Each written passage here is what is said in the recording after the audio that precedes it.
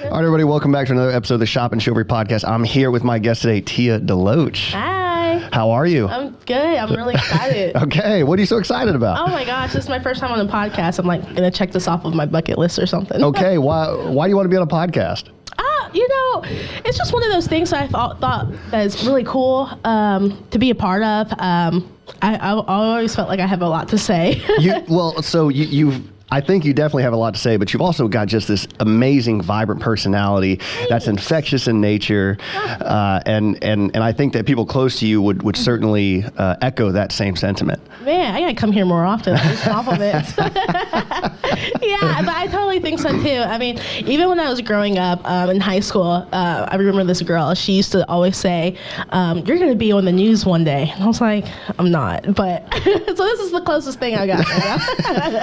Well, you should start a podcast then. Well, maybe I should just come here more.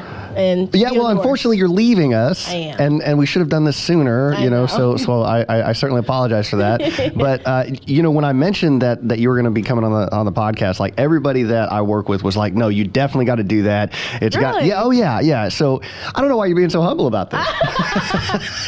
No, I'm just really surprised. Why? I don't know. I mean, that just comes off. You are it seems though that you're a center of the room kind of person. I really don't try to be, but it just always happens that way. Where does that come from? What's that about? Growing up, we used to move a lot. My family wasn't military growing up. We just moved every time the lease was ending. And so I was shy in the beginning, but by the time I got to high school, I was like, we're just going to move again. So I might as well just outshine and, just try to make friends as fast as I can. Yeah. So I think that's where it really came from. So I moved around a lot when I was younger. My dad was was military, and I kind of felt, I don't know if you feel this way, but a sort of freedom. Yeah. In that. So like I could kind of act out and be a fool, and that's probably why I was a class clown. But like, and I legitimately acted a fool, but it was kind of nice because I knew like, this, sort of the Marcus Aurelius, this too shall end. Yeah. So. Exactly. I mean, I wasn't quite acting a fool in school. I was definitely the teacher's pet. Oh, really? Oh, so okay, so you did it correctly. You definitely did it correctly. I did the right way. Not me. I got a lot of trouble. No, but I was super shy. So I was just the quiet kid in class up until maybe 10th grade. In 10th grade, because that was the only school. High school was the only school that I stayed at for all 4 years. Oh. Yeah. So I've been to 5 elementary schools, 4 middle schools, and then 1 high school. So. And where are you from originally? Oh, that's complicated. Okay, yeah. Well, I guess you mentioned that you moved around, so that makes sense. That would be the answer. I was born in Knoxville. Go Vols. We left Knoxville probably going into second grade. Second grade, we were already living in Tampa at the time, so Tampa, Florida. Okay. And then we left Tampa. My stepfather, he was like, "Let's just move to North Carolina," like out of the blue. So 8th grade year, I spent half of it in Charlotte, North Carolina. That's where I met my husband, Nate. And stayed there for 5 months. My mom was like, it's kind of cold. Don't want to be here anymore. So we left that winter and went back to Florida. Okay. For all of high school. So, excellent. And so after high school, what was next for you? After high school, the plan had always been, like from kindergarten, the plan had always been, one day I'm going to go to the University of Tennessee. I'm going to move in with my grandmother, and she's going to buy me a car. From kindergarten? From kindergarten, yes. Okay. So that was always the plan. I turned 17. I graduated high school June 1st, and I moved to Tennessee. And I didn't go to the University of Tennessee quite yet, but I went to Pellissippi Community College and stayed there for 2.5 years. And then I was supposed to go to the University of Tennessee, but Nate swooped in and got him. Sure did. Hook, line, and sinker. So did you know Nate before the military? Yeah, actually, we met in 8th grade in Charlotte. Oh, okay. And We sat next to each other in science class. Was he a nerd? No. Actually, just say yes. It's got to be yes. Right? Tell me anything I can use against him starting Monday. well, I sat next to him and I like touched his leg and trying to like. Provocative. I know, right? Oh, yeah, eighth grade. Goodness. And he Y'all don't have PDA rules? What's going on here? Yeah, he like jumped back and was like, "Don't put your leg on mine!" Like freaking out. I was like, "Well, I'm not talking to this kid again." He was a nerd. I know. Well, in his defense, he said he had a girlfriend at the time. I didn't know, and so I was like, whatever. But yeah, long story short, I mean, he slid in my DMs 8 years later, and now look at us, married with a dog and a kid. So whatever. So what was Nate like in school? I didn't really talk to him. I sat next to him just for that class period. You're rubbing on his leg. What do you mean? Right. I just thought he was cute. Man. Just got to back it up. I get it. Exactly. I just thought he was cute. Nate's a good dude. I get it. I get it. He's all right. No, for all though. He's pretty amazing. I really got lucky with that one. So. Yeah, I think you both did. I think you both. And y'all compliment each other so much because Nate's kind of very kind of quiet, stoic. Right. Mm-hmm. I'd imagine you're fairly easygoing too, as long as a golf ball's not being hitting your windshield. That was horrible. For those who don't know, we were playing basketball one day on base, and then Tia comes up, and rightfully so, in distress because she was driving around the base, and the road was next to a golf course, and an errant golf ball hit you while you're driving, and you had Miles in the car, right? Yes. Right. It was the most, it was so scary. It was the loudest sound. It sounded like a gunshot going through my car. Oh, yeah. And I think, like you said, the only thing that protected me from the golf ball coming through was my illegal window tint on my front windshield. well, also so front windshields, gee whiz, they're not designed to shatter. So and one of the things they put in windshields, you may not know, is potassium. Really? Yeah, so potassium actually helps keep the glass together. Oh. And so it's probably a combination of the tint, but also potassium, because I don't know if you've seen on movies when people try to break in, take a bat to a windshield, it doesn't, it's almost like a fabric, right? It kind of folds in. Side windshields are made to bust, shatter, but front windshields are made, because they don't want you to get hit and then the glass shards go in your face. So potassium is actually what they use a lot in those. Back then, now I'm sure some sort of resin has come. It doesn't matter. We're not talking about glass here. We're talking about you, but just a little bit aside anyway. But yeah, so okay. That's really cool. I really didn't know that, but yeah, that day was really scary. Miles starts screaming. Miles is my 2-year-old. Again, rightfully so. Yeah, just screaming. I was just so shocked. I just stood in the middle of the road. Was like, what do I do? Yeah. Because I didn't know where the golf ball came from. I didn't know what I was supposed to do. And the guy was super nice. He drove up on the golf cart, and he was like, "Hey, I'm so sorry. This is what we need to do. We need to go to the golf course place and fill out an incident report." And that was really it. But I was really upset because I'm calling Nate, I don't know what to do in this situation. He's not answering the phone, playing basketball. He's trying his heart out. I know it's not his first sport, probably not his 8th, but no, I'm kidding. He's fine. And I mean I honestly can't believe. So I've lived on base, goodness, way back. I was in 2nd grade. I went to Duquesne Elementary School, which is no longer there anymore. Yeah, I have a friend that went there. Yeah. So I lived on base, and so behind where the tire house is, where the basketball courts when you first come through White Avenue on the right, that used to be all base housing. So I used to live back there. Yeah, and again, there's never been a net along the golf course to protect that road, and I was actually playing golf there yesterday, and the person I was playing with, I won't say his name because I don't want to put him on blast here, but he hit 2 golf balls in the road. Really? Back to back off the tee. So I mean, it's one of those things. I feel like you need to invest some money to fix them. Just put a net. I did put in a complaint. Not really a complaint, but a suggestion, because it came across advisable. Yes, Yeah. There really needs to be a net. I mean, that's a main road on base to get to the CDC, the Child Development Center, and a lot of people drive that way. And you just decide to put a golf course in the middle of this road. Yeah, there's probably a total, considering both sides, probably a quarter mile worth of net that needs to be put up if you consider both sides of the road.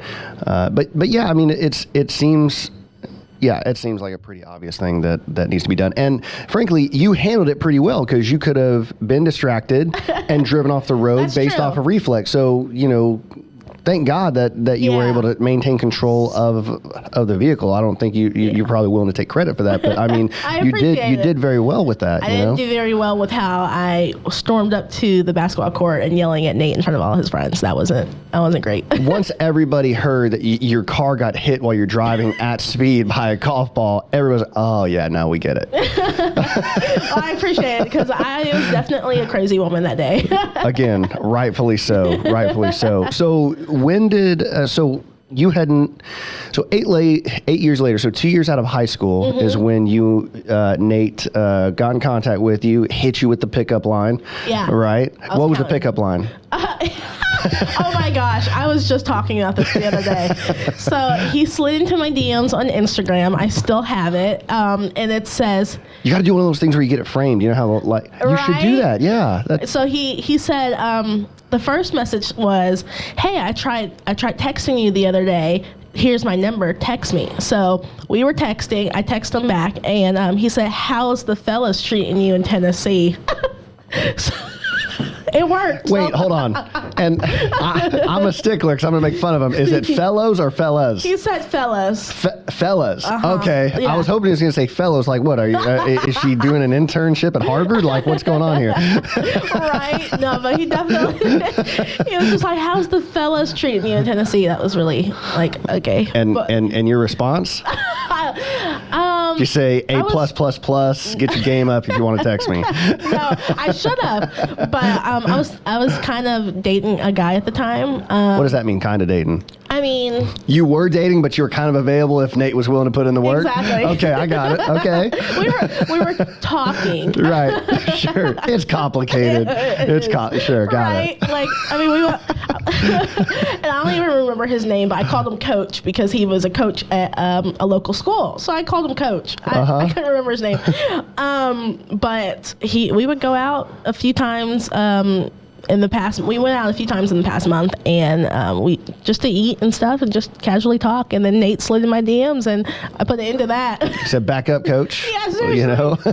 I know, and that just goes to tell you something about Nate, because he was living in Vegas at the time, so he reached out to me long distance, and 3 months later, I was flying out to go see him. So was he in the military at this time? He was, right? Okay. Yeah, he enlisted straight out of high school, 18, July 1st. He was out. Mm-hmm. Yeah. Wow. Yeah. Man. So it's been eight years, right? I don't know. I can't even do the math. You know more than better than I would. Right? If it's been 8 years and it's 16 years since you were in 8th grade, then right? Oh, 8. That's too much math. Let's see. Yeah. I don't know. 2008. Unnecessary math. I was in 8th grade. That's how I can remember it. I was 2008. Fair enough. But yeah, so he was already in the military, and definitely I took that opportunity. I flew out, and I was like, yeah. So first time in 8 years at this point, I'm going to go see this guy and stay a week with him in Vegas. And then how was that? It was great. You guys hit it off? Oh my gosh, yes. We went to Disneyland. We did a lot. Disneyland, we explored Vegas, we went to a baseball game. That was our first date, the baseball game. I watched them play football, which I don't do that anymore. Once you get that ring, you don't have to do that. You really don't. So thank God for that. Because Nate plays so many sports. He plays he plays them well, though. He does play them well, but then he gets injured. And then that did happen last year. Yes, because he couldn't play basketball with you guys. Right. And because he was my outlet, you know what I mean? And because he was always the fastest one on the court. And me playing point, like, that's just, I'm always looking for the... for the past. And so whenever we would play on base, like that was like, in the transition game, me and Nate hooked up all the time. So, it was frustrating, but we got blown out that entire season. It was awful. I couldn't buy a basket. But anyway, so you went out to Vegas. So what was Vegas like for you? Because you were at this time how old? Let's see, 20. I was 19. 19. Okay. I was about to turn 20. Yeah. Did you do New York, and do the roller coaster? Oh my gosh, Nate loves this story. So we were on the Strip and the new Strip then, right? Yeah. Yeah.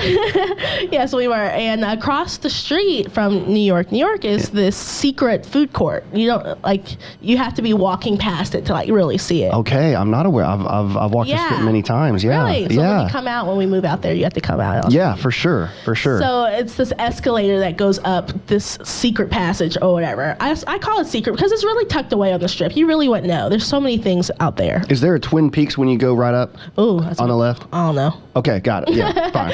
There's a lot of street escalators. Yeah. But so we went up the escalator and I saw that there's pizza. I love pizza. Okay. And mac and cheese. Like some Zabra. Okay. Yeah, seriously. So I turned around on the escalator and he said that was the most excited that he's ever seen me. I was just so excited that we were walking the Strip all day and I couldn't find anything to eat. And then I found Sabaro. How do you say that? Yeah. Right.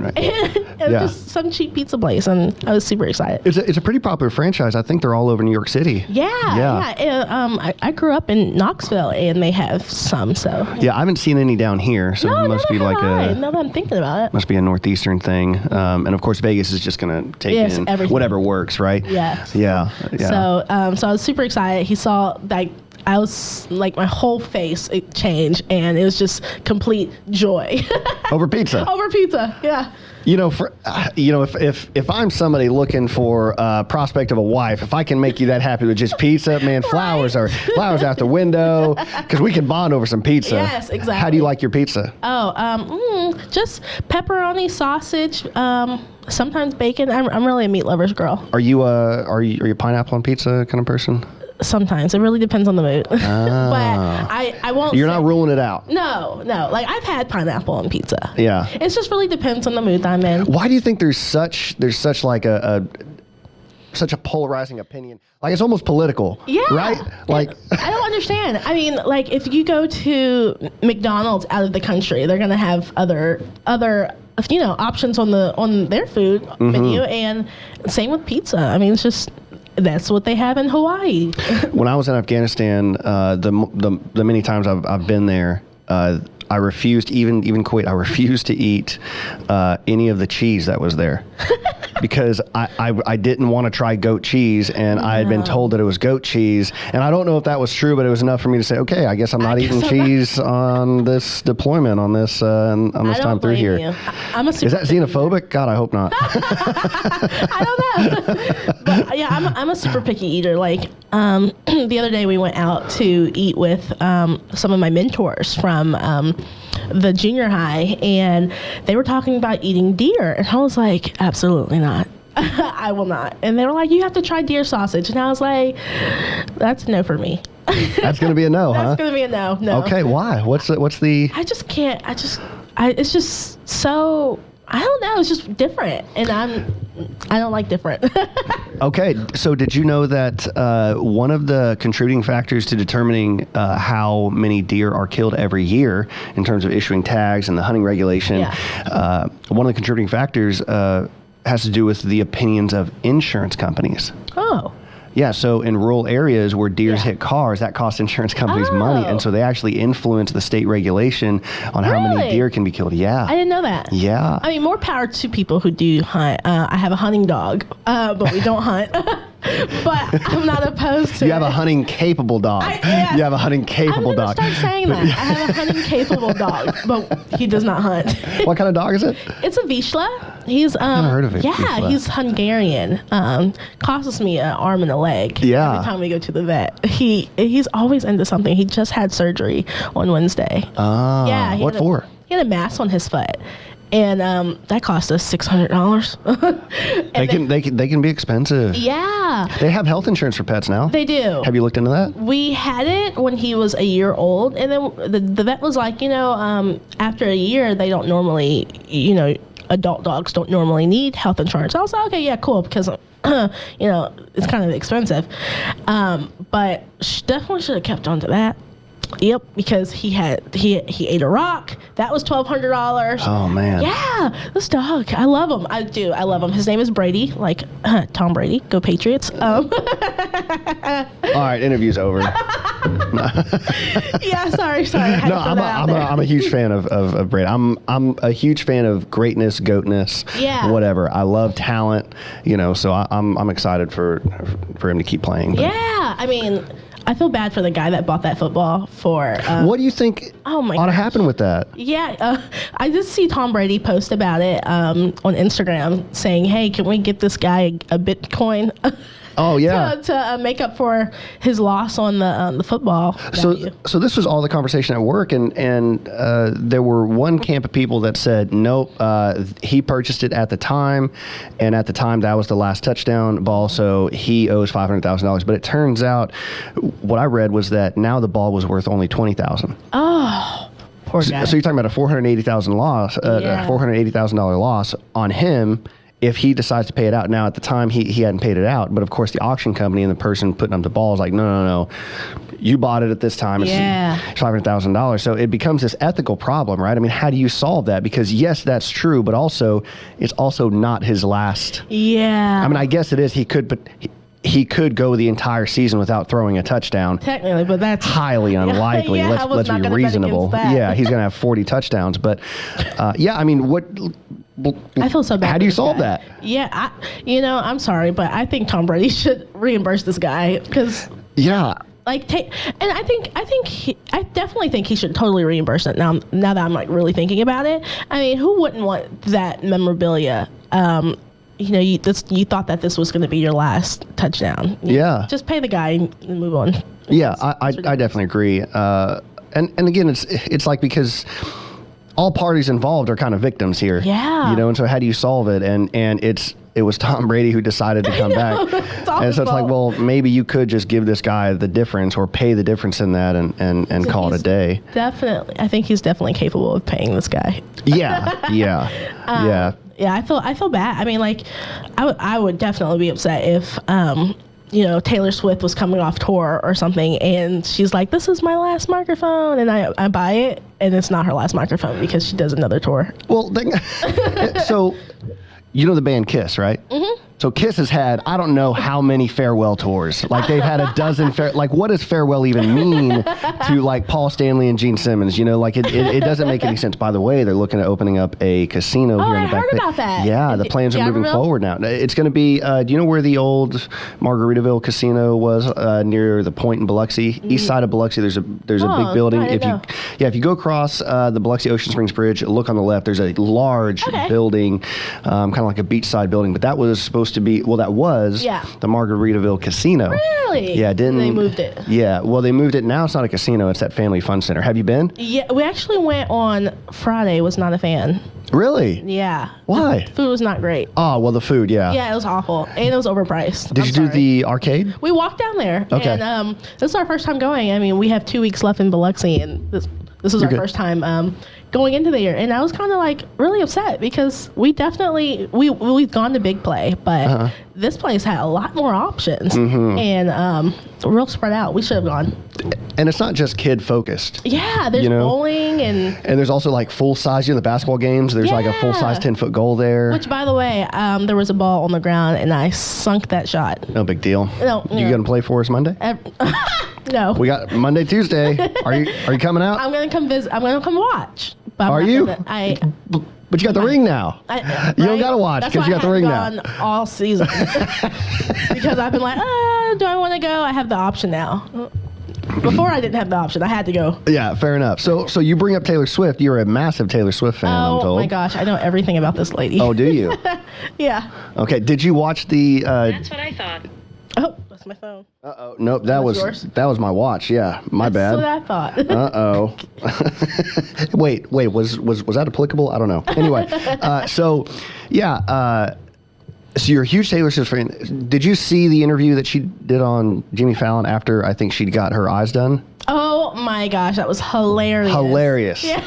I've watched it like a dozen or more times. If you haven't seen it, just go look it up. Jimmy Fallon apparently and Taylor Swift's mom were in cahoots and showed her after she was done with her eye, probably LASIK or something, and or PRK, whatever, doesn't matter. And then she was in her home under anesthesia and just acting a fool. Yeah, it was hilarious. Yeah. Oh my gosh, anything she does, I am a fan of. So. Why do you think she gets a bad rap? It drives me insane because, like she says in one of her songs, "The Man," she does the same thing that any other guy. Like, why is there a double standard when it comes to females and males? I don't understand what the issue is. If a male dates all these girls, it's not a big deal. But if a girl dates all these guys, it's a big deal. So one of the criticisms is that she shares, through her songs, she shares the details of a relationship with somebody in her songs. Yeah, I personally enjoy that because, I go through the same thing. Like, a lot of her albums, especially because I've been growing up with her, I've been a fan of her since Fearless. Yeah, Fearless. Okay. So that came out when I was in high school. And so a lot of those songs was connected to me. Like, I just vibed with them. So I think I just think that I don't know. What was the question? Sorry. No, it's all good. No, so I guess the question is, is it fair that she uses the details of these relationships in her song? And again, I'm willing to not even go so far. Like, we tend to look at things in terms of like, well, she's profiting off it. Yeah, whatever. You would too. And it's her diary. Everyone's got. She's an artist. Yeah. I like that. Yeah. So I'm not really interested in the, well, she's profiteering off of it kind of concept because, again, she's an artist. Like, she has to take in worldly influence, and the fact that people buy her art, one, is fascinating because artists are not people that make money. In fact, she's able to do it is nothing short of impressive in terms of art. But yeah, is it wrong that she, it's the same, those details? It's the same as people, writing biographies. You don't get mad at people writing biographies. That's a good point. She writes her biography through her music. So, I don't see what the big deal is. But yeah, and like there's... I could be biased. You could be, but also to flip it on the other side in terms of like what males do, men frequently write about women and even sexual exploits with women in their songs, and that's not beholden to any one genre. Country music talks about how they want to view women in terms of drinking, daisy short cutoffs, and it might even be even worse because they're sitting there describing a caricature of what a woman ought to be within those songs, and she's just describing the sort of her emotional context within those relationships, which I think makes it easier to connect to because she's conveying a feeling. Yeah, because all through high school, I look at my Facebook, memories all the time, and I'm like, man, I was going through it. But Taylor Swift helped me a lot getting through that kind of stuff. Sure. Because she wrote about it, and I listened to it, and I was like, okay, well, maybe I'm not alone. But that's what good art does, right? It's transcendent. Right, it helps you understand like yourself. I think that's true of all of the humanities, even in literature, but it does. Somebody's allowed to be the vehicle for you to understand yourself. Exactly. Yeah, I've been to 3 of her concerts. And you flexing right now? If I was flexing, I'd tell you I met her backstage once. Okay. So.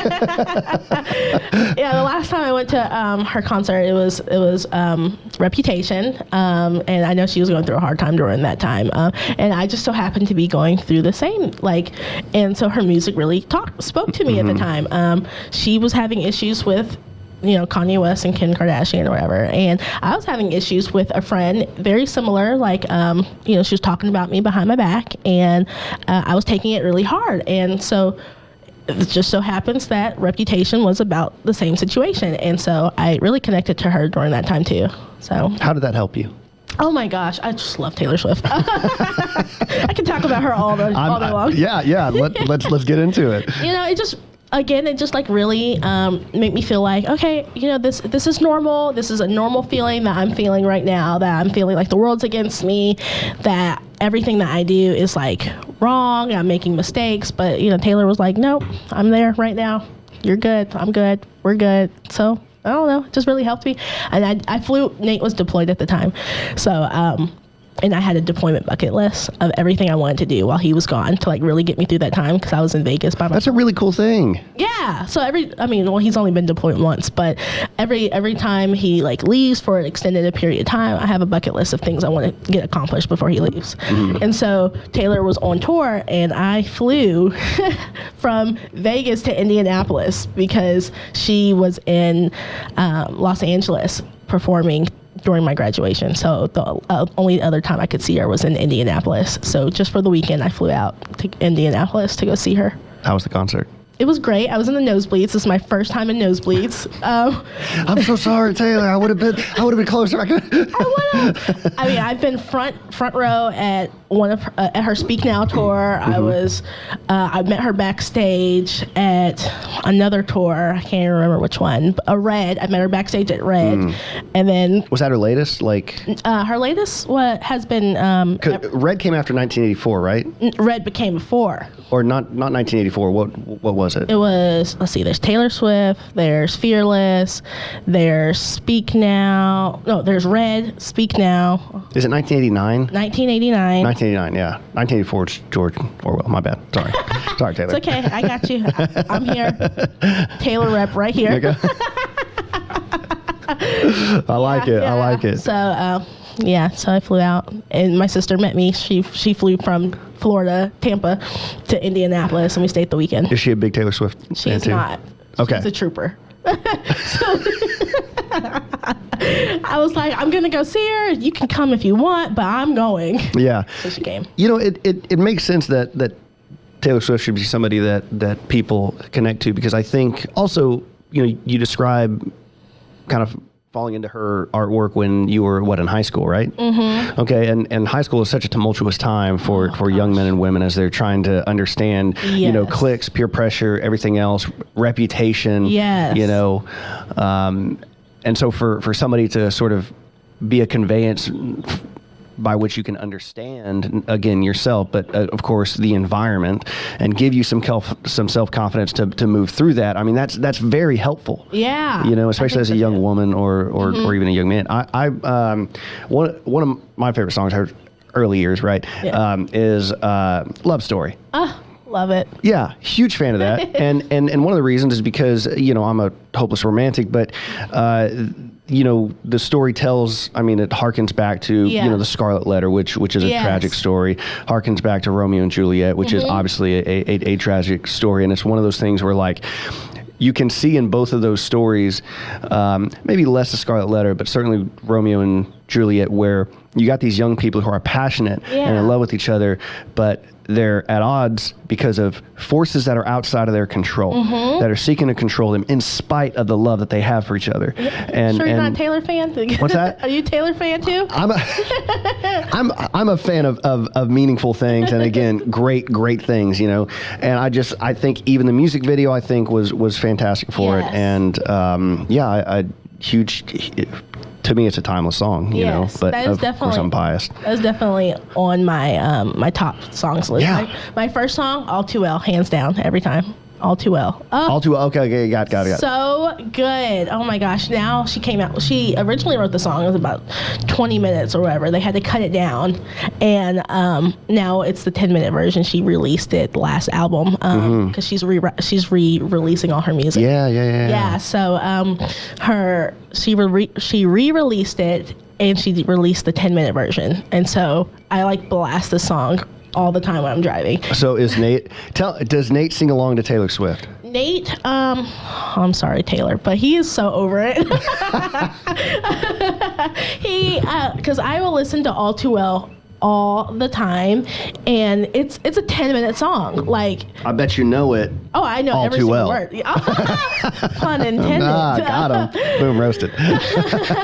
but I'm like, I listen to this song in the shower. I listen to this song when I'm driving. Like, what connects you to that song? What is it about the song? Like, is it a particular set of lyrics? I mean, there's certain songs that I've listened to where the lyrics just kind of they just kind of hit me in the chest. Yes, that's the song for me every time. It's just, growing up, I had a lot of heartbreaks without actually being in a relationship. It's just one of those things that you go through in high school, I guess. Yeah. I wasn't allowed to date, so dating was like non-existent in my life. But I like really crushed on guys in high school. Sorry, Nate. And like it doesn't matter. He won. Yes, he won. He won. He won. Hands down, best prize he ever won. I'm sorry. Your words, I agree.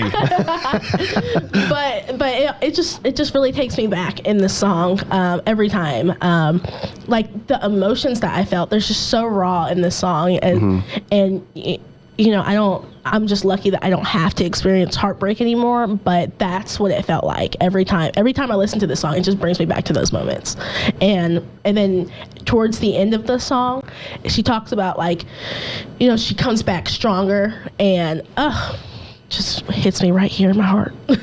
Well, and that makes sense, right? I mean, it's the whole idea behind the way we build strength physiologically, right? Is that you have to tear muscles down, and then when you rest is when you build them up.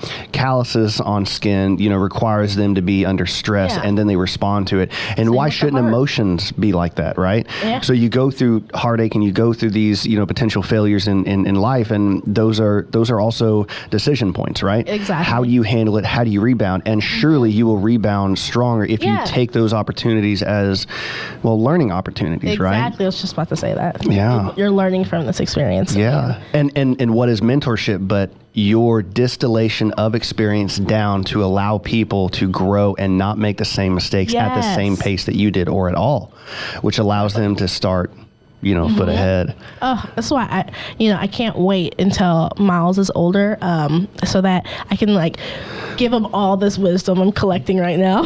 Right. But that's the thing. I mean, that's what growth is, and all of us we're children, and all of us are children of giants that have paved the way. I mean, everything in our society was built before us, and we owe to the people before us the standard of living that we have and the life we have, and we ought to be grateful for that. So to touch on that, when I was in high school, one of my favorite teachers, she would always say, Tia, he's Wesley Chapel cute. Like, you need to get out of Wesley Chapel. You need to go find someone like out of Wesley Chapel. He's only cute for this town. And thank God I listened, because I got out and, I found Nate. So one of the pieces of advice I give the students that we teach at the schoolhouse on Keesler, a lot of them will, like, I've got somebody in my class who's from Vegas. Nate's going to end up working with this guy. Oh, fun. He was in Nate's class as well, and then he's in my class. And so Nate comes in and you realize he's going to Vegas, like, oh man.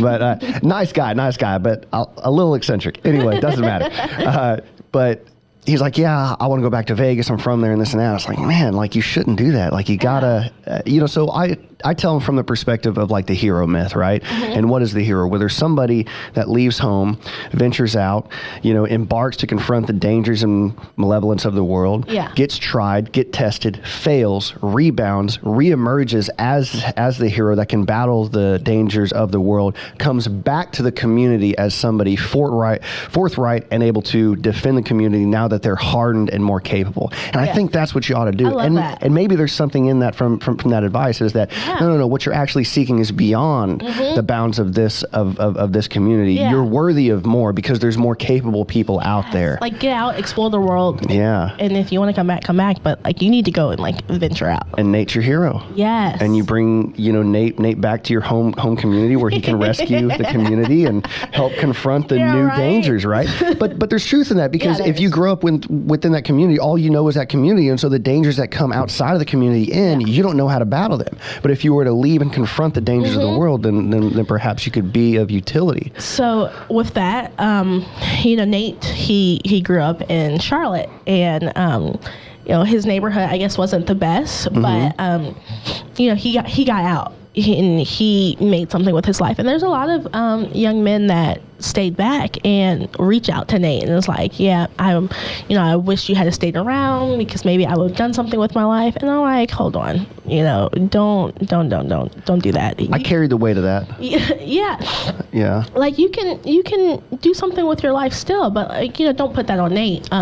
Just because he got out, but he does try to mentor some of these guys. It's kind of hard because he is the same age, but it's just really important to just remember that you have a choice. You can choose to stay or you can choose to go. And Nate chose to go, and he comes back and he does help out. He talks to his friends. He tries to influence them. He does that with my cousins too. Tries to influence them on making their life better. Like there's a lot more out there than just your small hometown.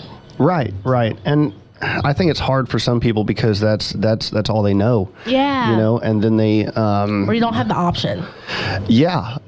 And again, I think somebody might hear that and say, well, somebody always has the option, but it's not that simple, like to be able to move and leave the comfort of your home. Like, sure, I can talk about it in terms of like stories, like, oh, well, there's plenty of stories throughout history where you leave the current conditions, but man, that takes resources, that takes energy, that takes know-how, and you're asking somebody to embark on that lacks those resources, and especially in a complex society as we have, potentially generational resources. It's not that simple. Exactly. It's not a pull-up bootstrap kind of problem. Only that problem. There's so much more to it. I totally agree. Like, I'm really thankful that Nate re-entered my life when he did. I was about to graduate from community college, and I had that option. Like, what do I do? Do I go back home with my mom in Florida? Do I stay here in Tennessee? I know that was always the plan, to go to the University of Tennessee. And when Nate came in, it was about a year before I graduated, and that's when I decided to move to Vegas and finish my schooling at UNLV. Yeah, go Rebels. Go Vols, go Rebels. I guess they're not in the same conference, so you can root for both. Yeah, right? So I can root for both. But if it's a March Madness thing, who do you root for? Oof, I don't know.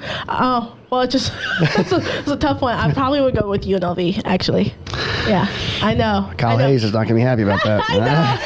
I'm sorry, dude. But I mean, I graduate with my psychology degree at UNLV, so kind of has a piece of me. I want to get back to that, but first let's get back to so you married Nate. Yeah. Okay, became a military spouse. I did. Oh my gosh. What are your thoughts? Being a military spouse is a lot harder than people think, or go on. To be. We have this stigma that people think that we stay at home and just kind of protect the home front, I guess. And it's not really that easy. I'm not cut out to be a stay-at-home mom or wife. I salute everybody who can, but I'm way too I don't know what the word is. I just need to be out there. I need to be doing something. And I know they do a lot, but a lot of military spouses are stay-at-home spouses, but I just couldn't. This is not for you. It's not for me. And I tried it. And military spouse takes many forms, right? Yeah. It's not just that you're somebody who's a homemaker and a caregiver. You've got your own goals, and those should be satisfied as well. Yes. And the military makes it very difficult because one of the challenging things, if you, as you know, right, if you're trying to establish tenure within a job and rise up the ranks, how can you do that when you move in every 2 to 4 years? Nate just got upset with me because I reached out to Chief Bass. Yeah, and he was like, I tried to get her on this podcast. Yeah, we've talked a number of times. Yeah, I reached out to her and I was like, hey, what can we do for spouses? I mean, because I'm in education and I'm not going to be able to retire. And because you have to work in a school district for 30 years to retire, and I won't be able to because we move every 3-5 years. I had not considered that. Yeah. I've just now started to think about it because Nate is 11 years from retirement, and I'm about to finish my master's, and I'm like, wow, I'm not going to be able to retire because we're moving constantly. So that's That's a downfall. So I reached out to her. I was like, what can we do about the situation? And I hadn't heard back yet. So I'll shoot her a message. Yeah. I'll shoot her a message after this. Okay. That's awesome. See, pays to know people, man. Yeah, no, wow, man, I can't believe I had not considered that because those are either municipality or state retirements, and so you wouldn't, if you're moving from state to state, why would one state recognize the other? And so it would require Congress to sort of mandate and I don't something think in it's there. Fair, especially as a spouse. I mean, that's why I said they have the stigma that we just stay at home, and I'm like, no, there's some real momentum on this issue, Tia. I mean, yeah. Like, no, I did not work this hard for my master's to not be able to retire one day. I'm not going to work until the end of my life. It's just not going to happen. So I need this to be an issue that's fixed. Let's do this. So there's a template you can get off of Congress.gov for like writing letters or whatever to your congressman. I happen to know the state legislature down the rep here. Yeah. Maybe reach out because that seems like a pretty easy popular issue. It's pro-military. It's also pro-teacher. So it's sort of across the aisle. It should be so who doesn't a bilateral kind of thing. Yeah, teachers. Right. I mean, well, it's pro both. Yeah, exactly. It's kind of a win-win. So I wonder if we could maybe reach out to that and make that an issue because that is a serious thing. I mean, when you first started. Initially, when you said I can't retire, I thought like, oh man, like this is for sure a tragic thing because we have to all be able to retire or have the opportunity, and there's an economic incentive on the government for that. Man, yeah, I can't believe I had not considered that. Yeah, man, it's stuff you think about as you get older. Yeah, it's crazy, like how my goals have changed as I've gotten older. I'm about to be 27 this year, so. God, why do you have geriatric goals? I'm kidding. That's a joke.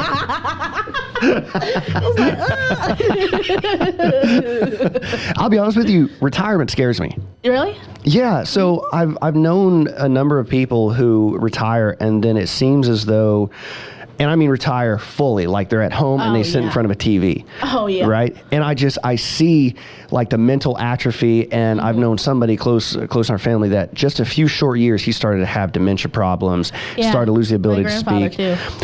That's tragic, and that terrifies me. Yeah. So to touch on that, my grandfather, he is in the early sets of dementia and Alzheimer's, and but he retired early. Like, I don't even remember him going to work in my 26 years of life. But my grandmother, she worked until I was in high school, and she gave up her job for a lady that was working. They were doing budget cuts, and they were going to keep my grandmother, but cut the younger girl. But my grandmother gave up her job. Oh, well, your grandmother's a saint, right? I get on to her all the time though. I'm like, why did you retire? You still have to pay for my college. No, but for real.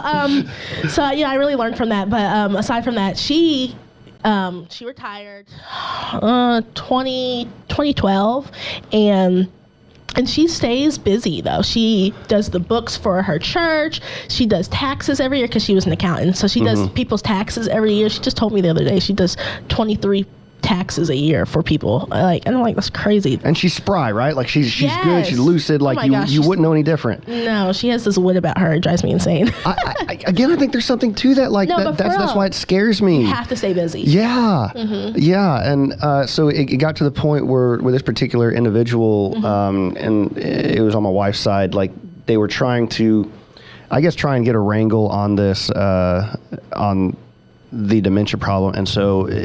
It happened over a period of weeks. He would draw out a clock, 1 through 12, and eventually he got to like just week by week, like 9, couldn't get to 7, 4, squiggly lines on. Yeah, it was terrifying. My grandfather, he's going through the same thing right now, and he's like the main male figure I've had in my life consistently since I was born, and it like terrifies me that one day like he's not going to be here, like especially because he's like really been losing it lately.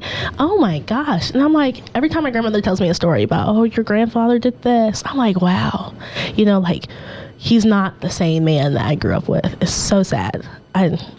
Like he just got a new car, which I am still confused about to this day. he totaled his BMW. He's fine, but Granny went out and bought him a Mercedes. And I'm like, why are you buying this man a Mercedes? So she was like, well, he wanted it. And I'm like, no, ma'am. It just sits in the garage. Hey, she's an accountant. Like, she can make it work. Well, I told her, I said, well, I'm driving that Mercedes when I come home because my grandfather was Well, you've got to, because you can't let something like that sit. Absolutely. It's bad mechanically, you know? You can't let something mechanical sit. No, but for real, but yes. Yeah. But, you know, he told me for the longest time that I couldn't drive his BMW. He was like, no, you're going to crash it. And who crashed it? Not me. Got him. So now I have to drive the Mercedes. Yeah, well, you know, times are tough. I personally, so have you driven a BMW and a Mercedes? No, I've never driven either. So this is exactly why I need one. I prefer the BMW. Really? My mom does too. Very much she so. said they really hug the road. Yeah. And you. Like, I've never been in a car where it feels like it's yeah, you're like a cyborg. Like, you're just one with the car, and it's just like the steering wheel's so tight and just feels like you're just in control, and just I love it. I absolutely love it. Yeah. And I've driven an Audi, I've driven a Porsche, I've got a Volkswagen. Driven a Mercedes, and BMW is hands down, without a doubt, the better made vehicle. Man. Yeah, not a question. Yeah, my stepfather, in my opinion, was very big on BMWs, and so like I can point out what series is a BMW just by looking at the front of it. They were really innovative because they had the lights where you turn the steering wheel, they would vector and turn. Oh yeah. Yeah, and they stopped that. I don't know why. I'm sure there was some sort of safety issue, maybe a lawsuit. Maybe. No. Yeah. Who knows? But I definitely want a BMW one day. Okay. Yeah, either the next car I get is definitely going to be a Rubicon.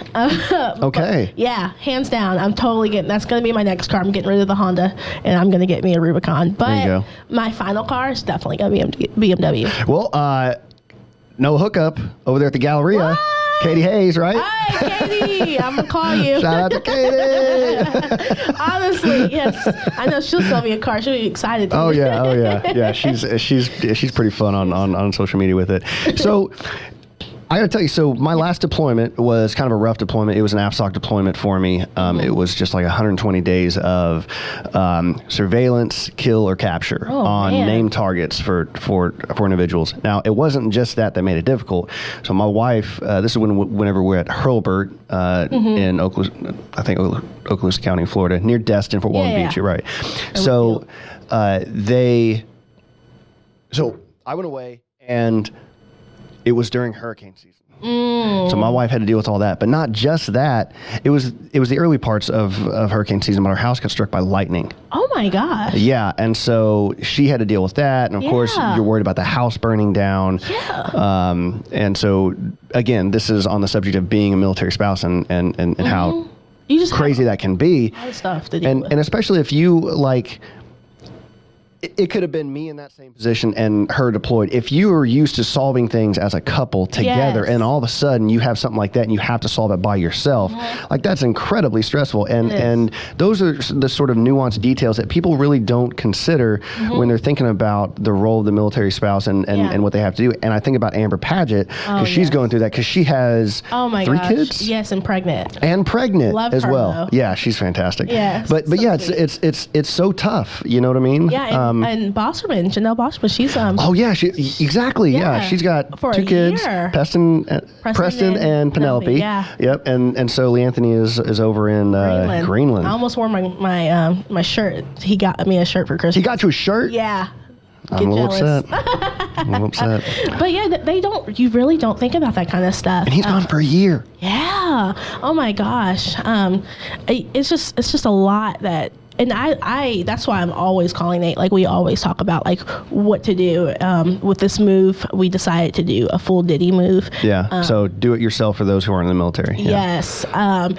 And I talked him into it. And we've been working like a team. It's been great. But I couldn't imagine like getting ready to move like Bosserman is with Nate not here, with my spouse not here. Yeah. Like, that's just so stressful. And that does happen. Yeah, all the time. Yeah, so I got out after 12 years of active duty, and it was after the deployment. Shortly thereafter, I got orders non-vol for a year to Honduras. Yeah. And it was one of those things where I didn't want to, like, Mary had such a hard time during that one. Next we're gonna do a year alone, and it was just.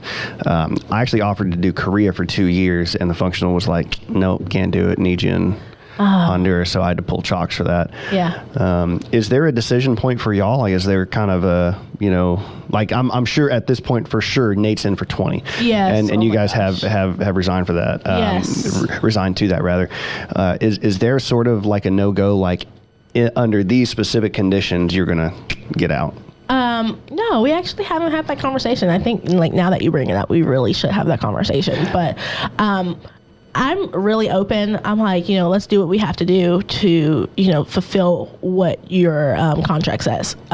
So, if he has to be gone for a year, he has to be gone for a year. And I'm very like chill about it. I remember when he left for temporary duty assignment, TDY, up in North Carolina, and he came home. He was like, I have to be gone for 2 months. I'm like, all right, let's figure this out. Right. It's kind of like, it's just really sucks that you have to like really think about it and just be like, okay, this is it. I mean, yeah. We gotta just handle it. Just have to do. Yeah. Exactly. Yeah, and to be fair, it's gotten a little easier. I know when my dad deployed after 9/11, there was no video conferencing. Yeah, there was none of that. Yeah, it's got a little easier. Again, you can't solve the geographical problem, you know what I mean, and not being there has definitely helped. Yeah, it's definitely helped. I think there's some room to grow, especially in terms of schools, right? Because kids that miss, maybe a football game, or parents that miss a football game because they're deployed or whatever, having things like those televised or streamed would be great. Be awesome. Ocean Springs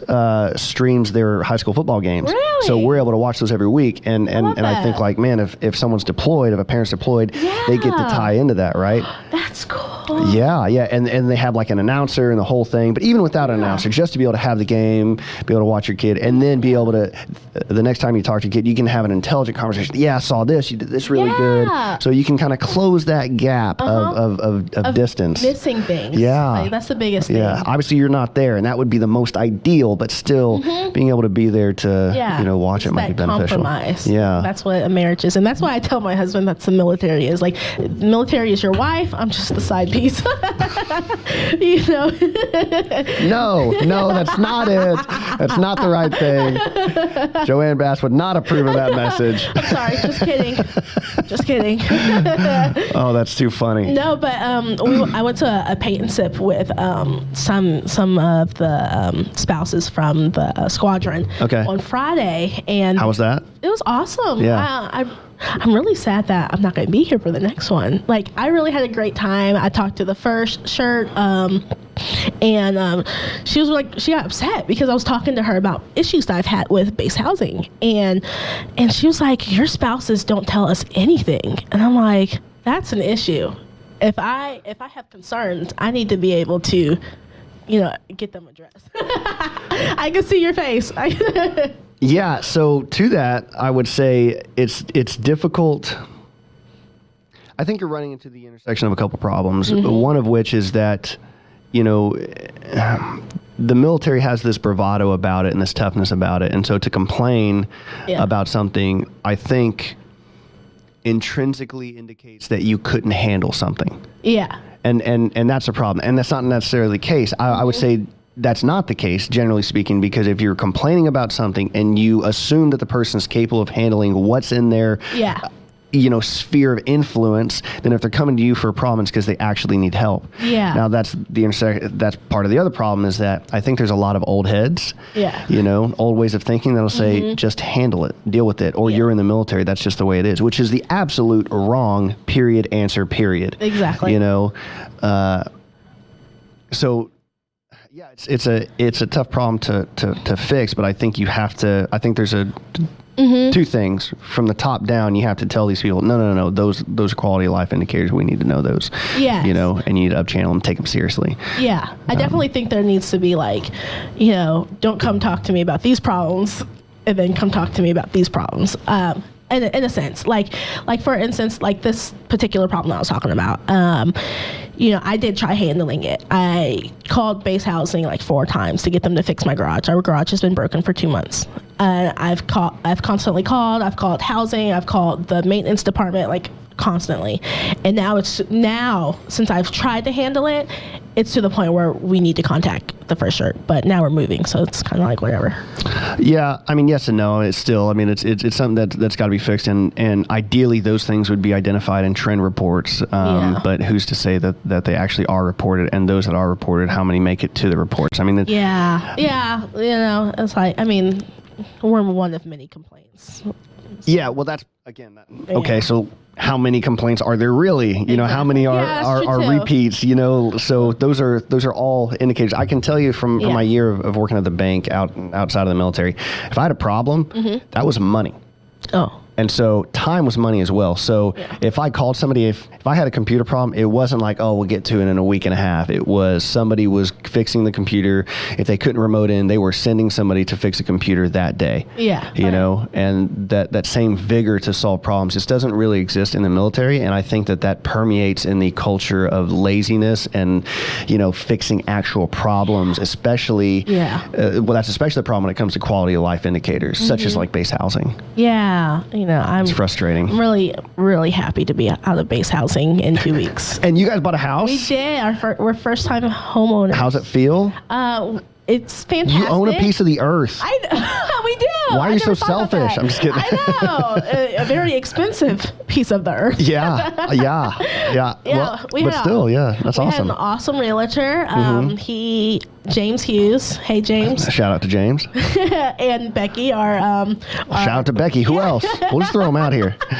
Well, they really helped us. The home buying process super easy. We've been friends with them since we first moved to Vegas, and we were going to buy a house when we lived out there originally, but we just weren't in the financial situation that we should have been buying a house, so we kind of backed out of it. Fair enough. But this time, coming back to Vegas, we reached out and we were like, hey, we're buying a house, let's do this. And we put in an offer on one house. Got it. And we got it. No big deal. And whatever. No big deal. Doesn't happen nowadays, It was so awesome. And they made it so easy. Had all of our questions ready. Like, it was amazing. That's good. Yeah. It's so calming to find a good realtor, because I mean it's a huge thing. You know what I mean? Buying a home, and there's so much. I mean, a home's a complex thing. So and especially you throw in like title and then certain disclosures you got to have and inspections and all that stuff. It's so nice to have a guy. Yes, right? Exactly. I got a guy for that. And Becky dealt with all of title and all of that. She was amazing. She is the VA queen. Amazing. Yes, she is. Did you know you own air rights too? What? Yeah. Hey, I saw on a movie once that you can sell the air rights. You can sell that. Okay, that was a movie, so let's not put too much stock in that. Okay. I was like, can I really do this? Because I'll sell it. So I wonder how this actually works, right? Because so working in air traffic control, right? So we understand like airspace, and so federal airspace begins at 700 feet, what's called AGL, above ground level. So above the ground level, the federal government owns. And so I've often wondered, like, okay, so does that mean you own up to 699 feet above your property? Huh. Yeah. You know what I mean? Like who owns that dead air? And so I just assume that's the case. Who do I talk to about this? Your realtor? Hey James, I'm gonna call you later. How much airspace? Well, so in California, public smoking was outlawed, right? And so there were a number of cases that popped up to where somebody was barbecuing in their backyard or smoking a cigarette. A neighbor would sue because the smoke went over into their property. Really? Yeah, they're hella petty in California. Oh my gosh. So yeah, how ridiculous is that? I know. Oh. But they were suing for that, and if I'm not mistaken, a couple of people won. Wow. Yeah. Like, I'll make you a steak. It's not that serious. You might be surrounded by vegans. That's part of the problem. You know what I mean? Yeah, like they're smelling the soul of the meat that's burning. I don't know. I told Mr. Cadigan last night because he was we were talking about steaks. This is when you were in the theater, passed out, sleeping, right? You know what I mean? Just watching a movie. Right, watching a movie. So close my eyes. And we're talking about how we like our steak done, and various things. And I was like, look, it'd be great if their soul hasn't left their body. That's how rare I want it. When I go to heaven, I'll bring all the animals with me. Oh man, I was craving steak the other day, but we ended up going to Margaritaville because Texas Roadhouse, they don't open until 3. I didn't know that. Oh, I don't know that either. Yeah. So you can't get cinnamon butter until 3? Exactly. That's amazing, That's right? what I was thinking about all day. The rolls. And then Nate texted me an hour before I left work and was like, we're going to Margaritaville. I was like, okay. Yeah. Do they have cinnamon butter? No, they don't. They don't. Okay. It's a problem. Do they have steak? No, they don't. Oh, God. Yeah. So, it's just like. Have you heard of this Wagyu steak? No. Yeah, I think it's a Japanese cow, but it's very marbled. It's kind of fatty, but like you can cut it with a fork. Oh, man. They got it at 4 Bulls. It's like $80 a steak. That sounds like something I need to go check out. Yeah. Because that sounds great. Yeah. Oh, Yeah. man. That's awesome. Yeah, so I definitely want to do that. And they sell, like, I think the prime rib, the Wagyu prime rib over at Rouse's here. Mm-hmm. But yeah, it's really marbled. Apparently you can just get it with a fork. Oh, yeah, that sounds like something I need to look into. So Tia, what do you do for a living? Oh, well, so since you asked, I'm about to finish my master's. I got my cap and gown actually last week. No big deal? No big deal. No big deal. Whatever. Graduate May 7th. Woo. But I'm getting my master's in school counseling. So Okay. That's awesome. I'm so excited about it. So why did you pick a psychology major? So I was actually going to school to be an architect. So I was an engineer major at first. Okay. And then I realized that I don't like to draw. And so I got out of that. And I took one of those tests and that tells you what you're interested in. And it popped up psychology. And I was like, I never really thought about it. And so I changed my major. Got my degree in psychology. And then my grandmother was like, okay, but what are you going to do with that? And I was like, I don't know. What am I going to do with that? She's like, you can't just have a psychology degree. It's basket weaving. You need something else. So I thought about counseling. So I decided to go into school counseling. A lot of it has to do with actually being in high school. My high school counselors were really influential on me. My sister was in a bad car accident.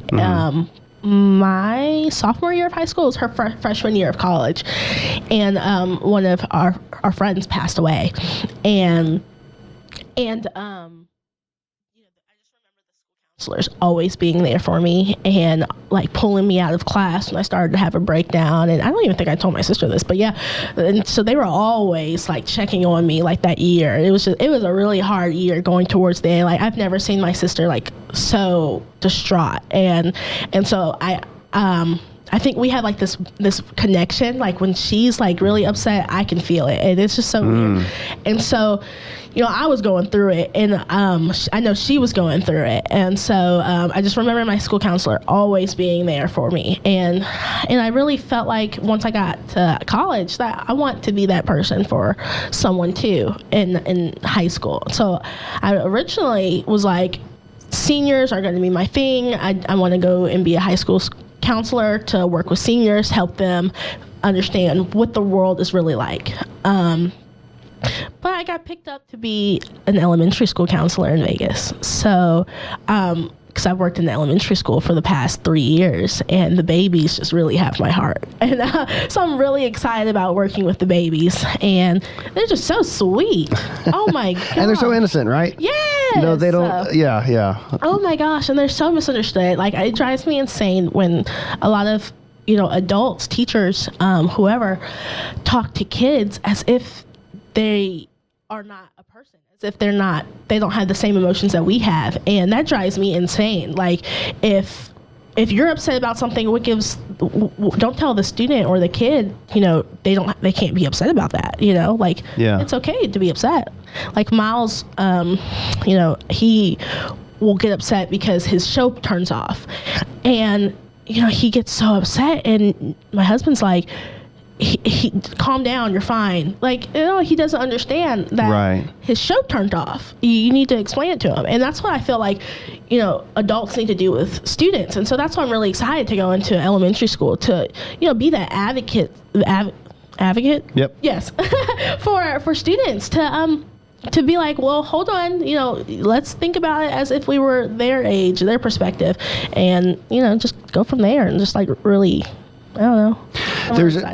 There's a researcher, this idea is like, I think late 20th century, but So there's a researcher that was studying proximal development in children and found that parents will typically speak to their kids just above their current intelligent level. And it's just something that they instinctively do. And it's called, if you've ever heard being in the zone, that's where that comes from, because it's described as the zone of proximal development. And so kids are able to understand through contextual clues, right, as we all are, just above their intelligent level. And so and so that intelligence level. So that allows them to steadily grow, because they infer from the context clues what you're saying, and that informs their intelligence, thereby growing their intelligence. And so I definitely agree. Like I think that a lot of times, and I've seen this with people, they will treat their children as children, but rather than treat their children as children who could be more than just children. Exactly. You know, and like they're going to be the ones who are taking over the world. Like, you know, you need to raise them as such. Right. I don't know. I definitely agree, and I've often wondered, as we move towards like a more egalitarian society where you know, the gender roles are less defined, and traditionally it was the case that women were in the household, and they've moved outside of the household to participate in the workforce. I wonder if that might be an unintended consequence, and mind you, it'd be the same if men, if the roles were traditionally flipped, which they are in some societies in the world. But because they're not in households where they're raising children the majority of the time, because they're relying on daycares now and babysitters, if they've lost touch of what the zone of proximal development is instinctively. So growing up, I was in charge of cleaning. My brother had hardly any chores. Like I was, you know, my sister and I, we were in charge of cleaning. We were in charge of cooking and, you know, doing the dishes and stuff like that. How weird is that now for you? Like, now I don't do that. No. Those days are over in this household. No, I'm joking. But now, you know, growing up, Nate is the cook, and I clean, and I handle the bill. So like the roles are reversed. I am in charge of, you know, cleaning up after him in the kitchen, where he's in charge of cooking. And and 50 years ago, that was different. I love handling money. I love doing the bills. I like being in charge. I like being like, oh, don't put any money on this credit card this month. I wish my wife would manage the money in the house, but she's not interested, and purely from an objective standpoint, right? It's that women generally are more conservative.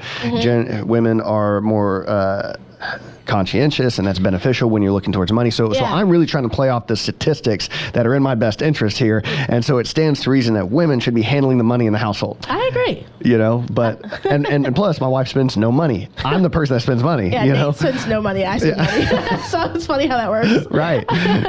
But like, to go off of that, you know, so raising Miles, that's what we do. Like, you know, I talk to him like he's a kid. I don't talk to him in baby talk, like, at all. I talk to him like he's a person. I'm like, no, we can't do that.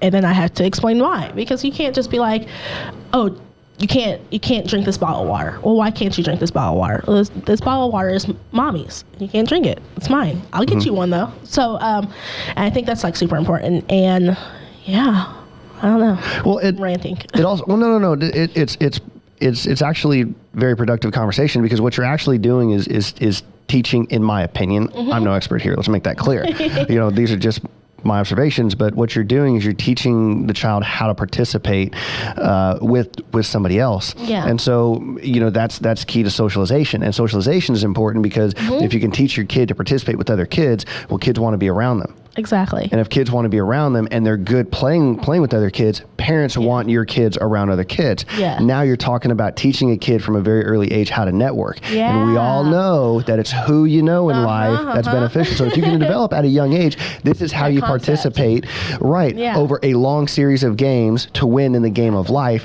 The parents want you around. The people that are more established in society want you around. That's the benefit. You are the benefactor of that. So I don't think those are trivial things. I think those are hugely important for the long-term success of your child. Well, I just saw this video on Instagram the other day. I don't remember from who it was, but he reposted he posted this video of how he runs his classroom, and he says he gives his kids money from doing stuff in the classroom. So like changing the clip charts back to green, they get an allowance for that, or just coming in and being on time, they get an allowance or whatever.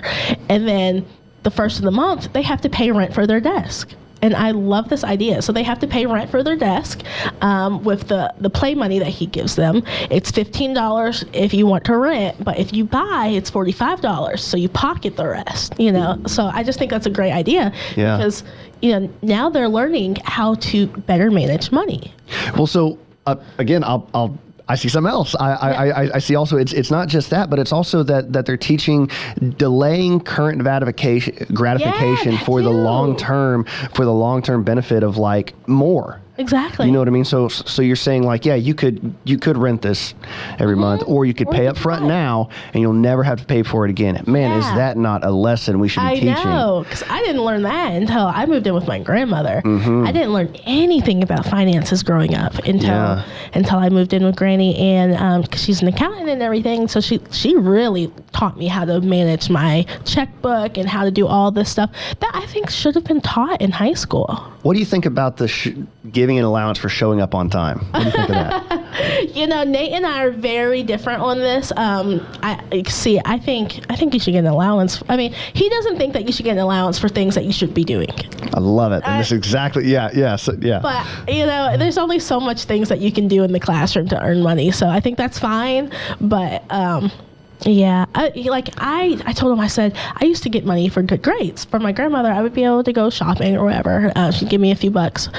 But Nate, he was like, no, I didn't get an allowance or get money for good grades. I was like, well, I want to do that. He was like, I don't think that you should, because that's what you should be getting. You should be getting good grades. But you got to consider also like what the incentive is. And for most kids, especially, I think this is going to be more of a problem with social media, where it's all about the likes, the instant gratification. What you're actually trying to teach the child is that delay the current gratification for long-term success, right? And so grades, I had no idea. Like, I was not willing to accept. I did have an idea. I didn't care that my grades that I was getting in high school were going to affect me in the years that followed. I didn't care. I was into cars. I was into partying. I was into playing basketball. Those are the things that I cared about. And if what I was doing didn't facilitate those three things, I was not interested. You know what I mean? So, but I would say to Nate this, and so I ran into. I was at a branch manager get together for our region when I was working at the bank in Hattiesburg, and one of the questions I asked to one of the branch managers was, do you thank your tellers for being in balance? Meaning their drawers matching their computer, and they're supposed to be within I think $3, right? But if you're with not at zero for X number of days, then you get written up still, right? Because you can slowly siphon off $2.99 at a time, right?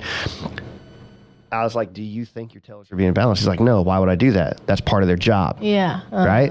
And so I said, okay, well, what's the consequence of them not being in balance? Well, we can't go until we find the money. If we don't find the money, then they get written up. That takes time away from me. Like, I'm asking all these questions, extracting this. I'm giving the cliff notes. But eventually, we got through, this is probably a 10-minute conversation of him laying out all the bad things that happen, the time he loses, everything else, the fact that he can't help a customer because he has to address this, which is money. And I said, don't you think you ought to be thankful that you don't have to do those things? Right? You know what I mean? And so that's that. Like when I was at Hurlburt, and this guy that was late all the time, and one of the things I always did was whenever we would give our daily brief for what was going to go on, I'd be like, hey, thank you guys for taking this seriously and showing up on time. It's, it means a lot to me, but I know it means a lot to your teammates who are participating in the same game. Of course, I'd say the opposite to the person, just objectively, like, you weren't late. I think it's a little disrespectful to your other teammates who are showing up here and being on time. And that typically, if I could put that guilt associate with the rest of their team, I could usually solve that problem without paperwork or anything else. But I think it's not. I think thanking somebody for what they ought to do is part of what you are obligated to do. Yeah.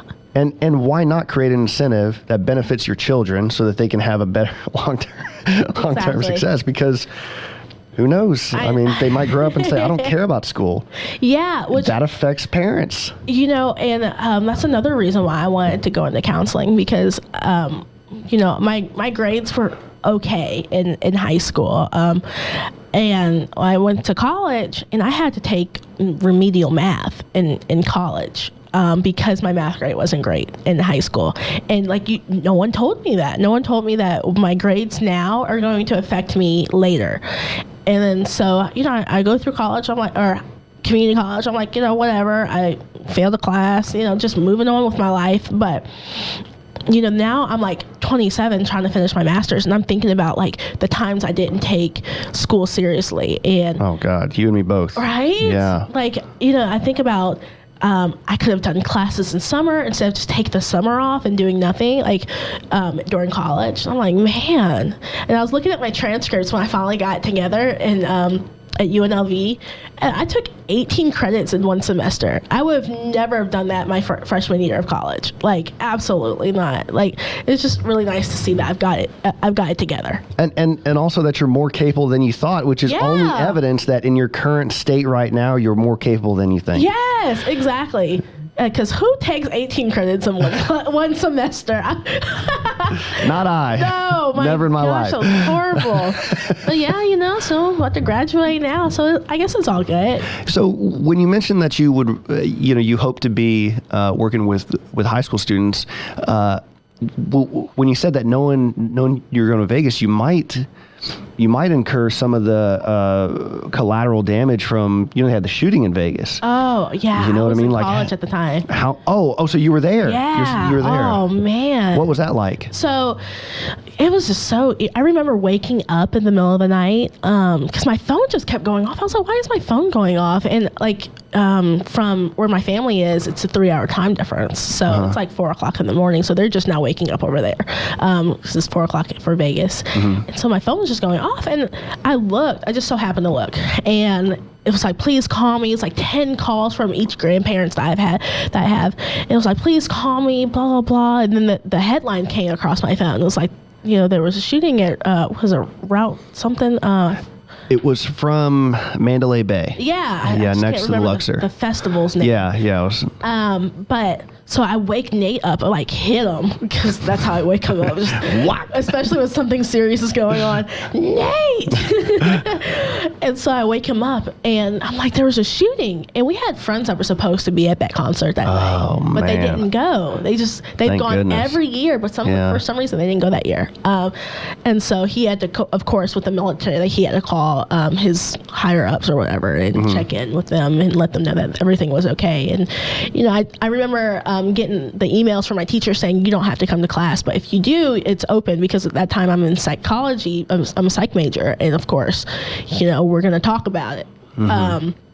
So I decided to go to class. And UNLV is right off of the Strip, so I have to drive from North Las Vegas down the 15 and get off on the Strip. And Mandalay Bay is on the right. And I remember seeing, oh my gosh, it was just so crazy. So you drove in between the Luxor and New York then, right? Yes. That's the road. Yeah. And so I remember getting to the parking garage, and I parked at the top of the parking garage, and you could see the window that was shot out. It was so eerie. It was so quiet driving down Vegas that time. It was just so eerie. I get to class, we talk about it, and kids are crying, and I'm not. I guess I'm in shock. I didn't cry about the situation at all. I'm not a crier. I didn't cry when Miles was born. I'm just not a crier like that of certain things, and so I didn't cry. But I was just sitting there in just disbelief that this happened so close to home. You hear about it on TV. I remember when Sandy Hook happened, and you just hear about it, but to drive in the city that it happened the very next day, it's really eerie. But the community was super they had that motion going on, was like Vegas strong. Yeah. And they had all the crosses out there by the Las Vegas sign, and it was just it came together. It was really awesome. And that's fantastic when communities do that, and it's like that's favorite part of tragedy. It's a terrible thing to say, but you get it. Yeah, exactly. It's further reminder that you are a member of a community, despite being in such a metropolitan city as Vegas, that there is still a sense of identity. And people really connect more during a tragedy. Unfortunately, it brings out the best in people, despite that it brought out the worst in usually one or two people. It does, exactly. Last week and a half ago, my cousin passed away in Vegas, in Tennessee, sorry. And my family was right there, on it, let's problem solve, we're good, you're okay, we got this, we got you. We're gonna give you all the support that you need. And it's the same situation with the country and with cities and stuff, when tragedy happens. Why do you think that extrapolates, though? I mean, it makes sense in a family, but when you're talking about a community with displaced personalities, different idiosyncratic personalities, yet they still converge on this one meaningful thing. I think as humans or individuals, we get so wrapped up in our lives, we forget about others. And when tragedy happens, I think that's what happens. We slow down and we're like, okay, this happened to me, but it also happened to you.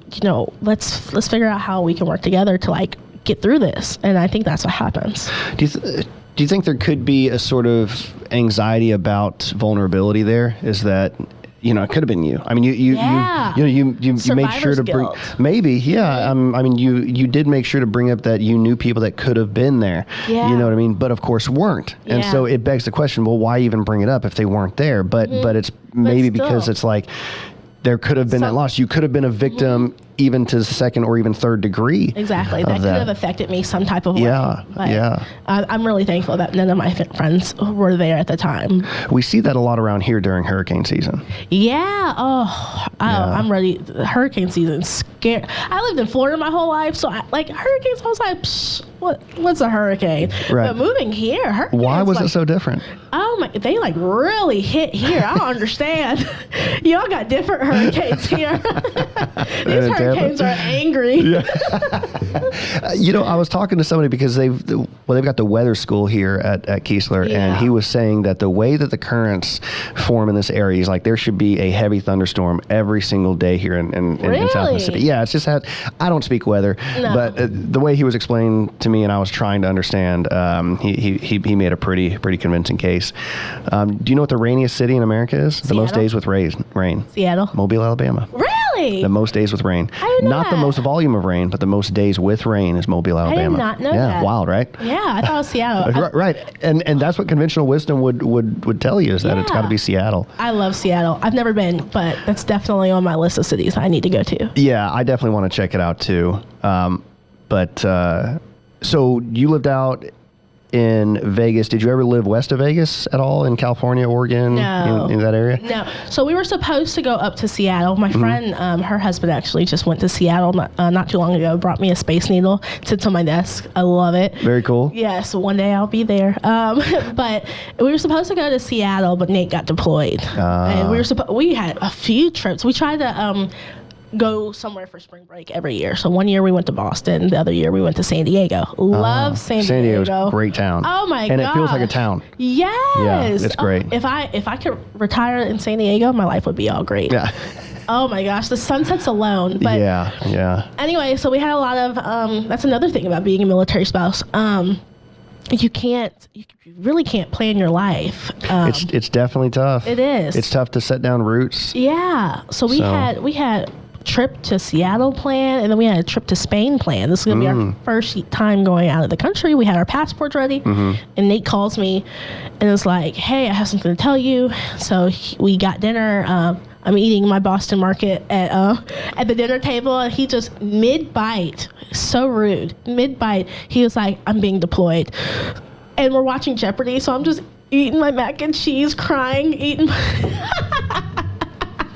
I gotta tell you, I think so. That was his first deployment, right? Yes. I think that's just part and parcel for how the first one goes. Because I remember driving, we were going off base, going to get dinner, and it was in casual conversation, and I just slipped in. Oh, by the way, I'm being deployed in 2 months, and it was just it completely changed. Because I don't know, maybe it's guilt, but it shouldn't be guilt. Like it's just This is part of the job. Yeah, I don't want to say like, well, you signed up for this, because that's rude. I hate that when he says that. Right.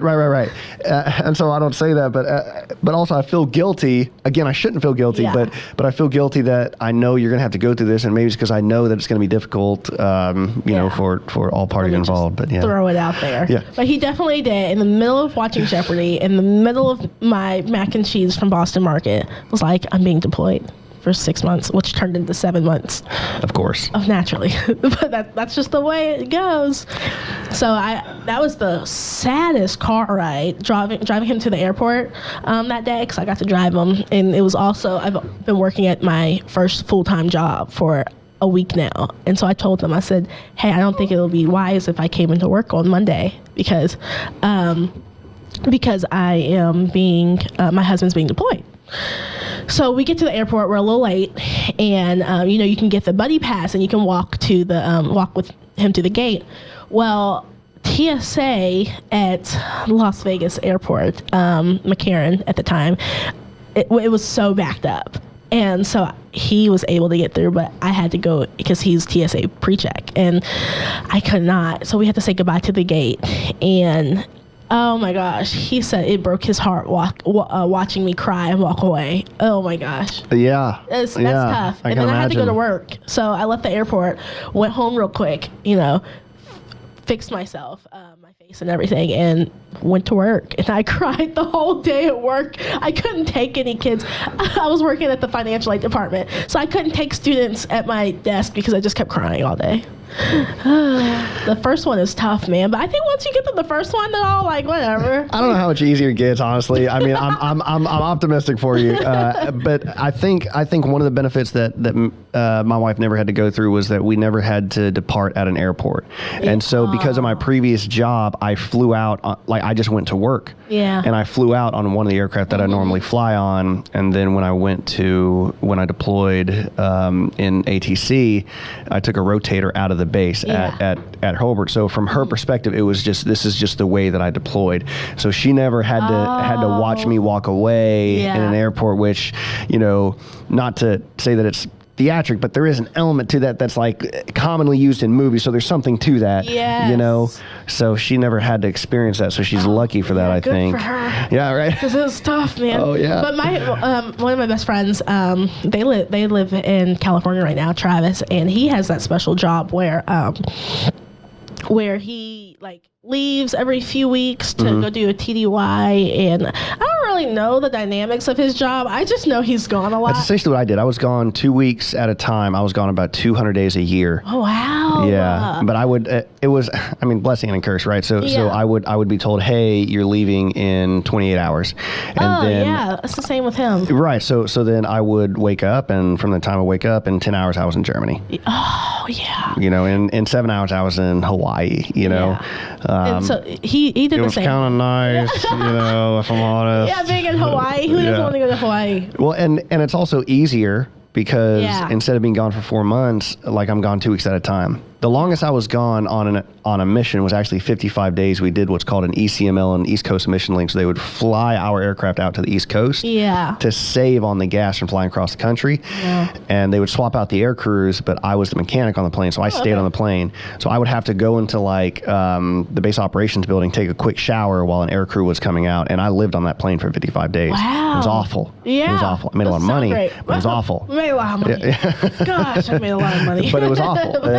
The conditions were terrible. My friend, she was there for me during the whole deployment that Nate was gone, because I didn't have any family out in Vegas. She was the closest thing that I had, Jania and Rob, and so I was always at their house. I would just get off work and just go over to their house, and we lived 3 minutes away, so it's not like it was a big deal.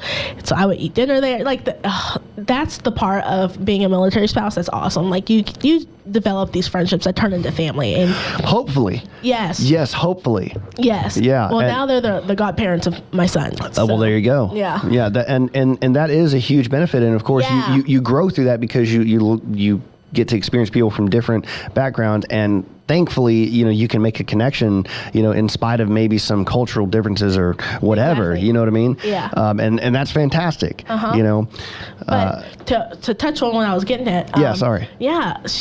I just felt horrible. Because they went to Travis and then we went here, and then Got farther away. her husband started to leave for TDYs every few weeks, so I couldn't really be there for her. But and that's the part that sucks, really. Like you want to be able to be there for those who are there for you, but you move away and you don't have that opportunity. Really, sucks. Yeah, it does. Well, and we try to do our best for it, for the circumstances, and I'm sure you do your best to keep in touch and try and be what you can for her. And now we're moving to Vegas and they're moving to Montgomery, to Maxwell. Oh, really? Oh, man, that sucks, because I was just about to say, when I was in California, when I was at Travis, you could take a plane from Stockton, California. Yeah, like $50. Yeah, $79 round trip. Like, come on now. Yeah, exactly. Come on, too easy. Yeah, we had plans. Yeah. We were like, I'm going to be there every other month. Like, this is amazing.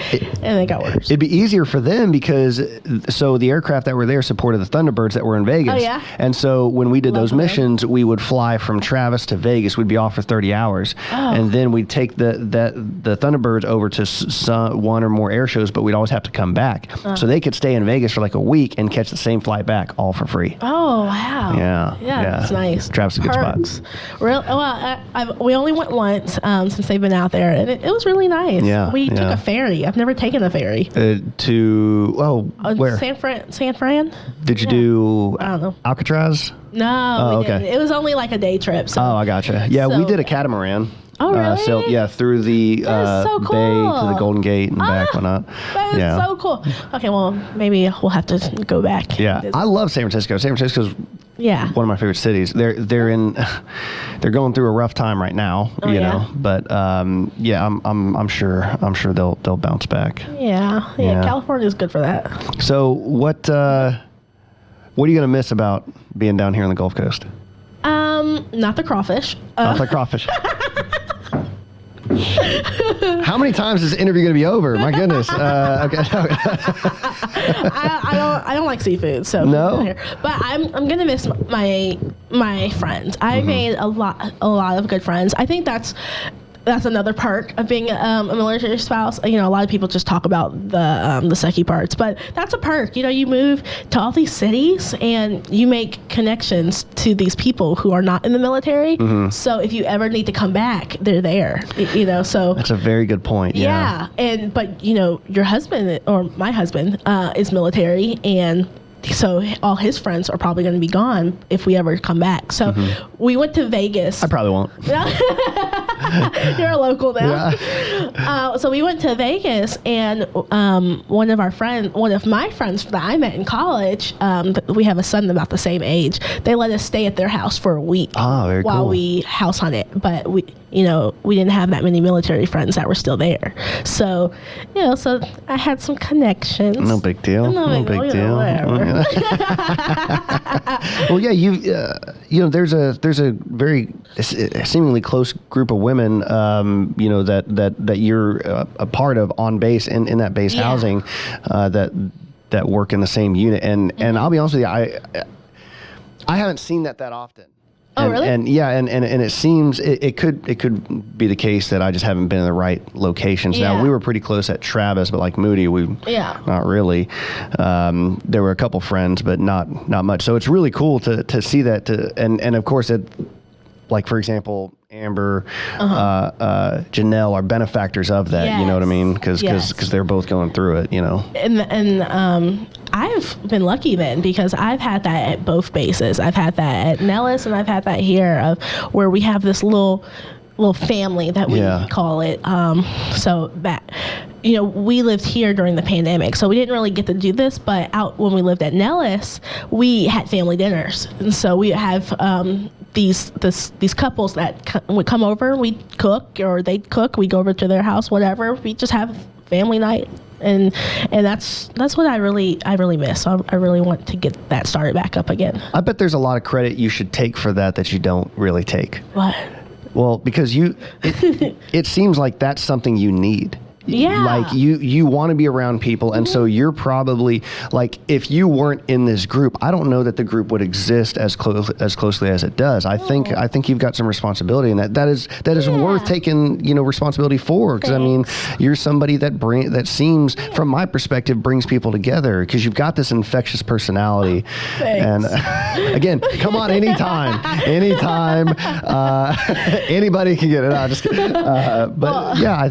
What do you think of that? I won most friendliest senior superlative in high school. Okay. So it's not really surprising, but I live like this by this mantra per se, where it's like, you don't know what another person's going through. Sure. And so it's not really your duty to be like super happy-go-lucky around them, but it would be nice to give someone that opportunity to, be like, oh, it's so nice having you around when I'm having such a bad day. And I live by that. That, or having a positive impact on someone's life. I absolutely live by those two things. Last week, one of my friends, their washer and dryer went out, and I was like, well, if you want a washer and dryer, you can have ours. I mean, we're about to leave, so you can just take ours. I mean, 2 weeks early, I wasn't planning on giving it away, and so I rolled over to Nate, and I was like, hey, so if we had the opportunity to give our washer and dryer away to someone who needs it, would you be okay with that instead of selling it? And he was like, yeah. Thank God Nate just goes with everything I say, really. And he was like, yeah. He's such a good dude. I know, but this is the part that gets you. Okay. I was like, okay, cool. Yeah, well, they'll be here tomorrow to pick it up. So I gave our washer and dryer away 2 weeks early, but it was to someone who needed it. And I give my grandmother crap for this all the time about, like, you giving away your job. But, she always says, well, they needed it. And I'm like, well, they needed this washer and dryer. And so, you just gotta live by that, I guess. Be a positive impact on someone's life. It's a very godly thing to do, right? I mean, because what is it that one of the first things God does is he illuminates the darkness, and by illuminating the darkness creates light, and light creates life. Yeah. Right? It's the basis of all life is light, and so illuminating somebody in the time of their darkness, I think is a very godly thing to do. Yeah. So here you are, being all godly and such. I know. Where's my halo? I'm waiting. I'm just trying to make it to heaven, man. Aren't we all? But yeah, seriously. So I don't know. I just like to live by that. I don't know. Yeah. Well, it's self-evident, and you do it so naturally. Thanks. So nice. It's been an absolute pleasure to be able to know you and know Nate, and especially being y'all's good graces. You two will obviously be dearly missed, So and we're gonna have to fly out to Vegas for sure. Yeah, I mean, I have this whole big house and this land. God, all this flex in here, Tia. Come on now.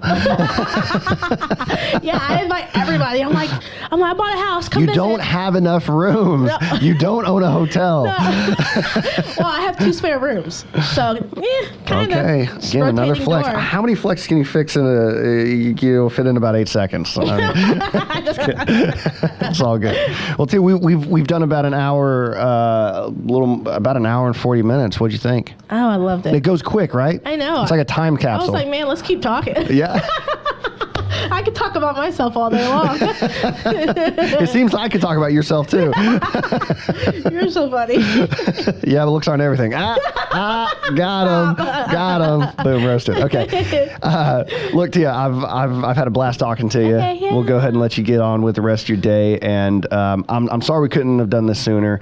I'm trying to get the Zoom thing set up so maybe we can set some up in the future. Yeah. And if I do come down, I'll bring the equipment and we'll do a podcast there in Vegas. How rad would that be? Yes, that would be awesome. You better do it. And maybe get Nate in there too. No. I'm going to have to turn the volume show. way, way, way up for Nate. That's a song, isn't it? That's hilarious.